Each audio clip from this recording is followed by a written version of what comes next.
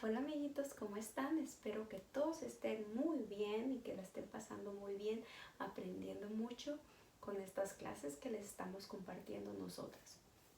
El día de hoy yo les voy a hablar de una letra.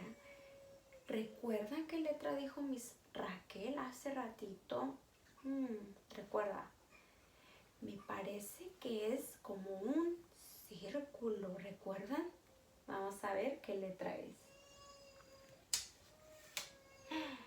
Es la letra O, sí, y es una vocal. La letra O es una vocal que vamos a aprender esta semana. Y por aquí la tengo, la O mayúscula y la O minúscula. ¿Y qué es esto? Un oso. Sí, esto es un oso que comienza con la letra O. Y quiero que repitan después de mí. Vamos a hacer el sonido de la letra O.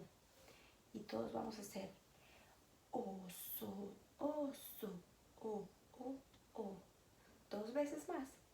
Oso, oso, o, o, o.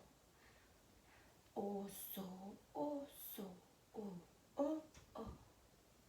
Muy bien, síganla practicando.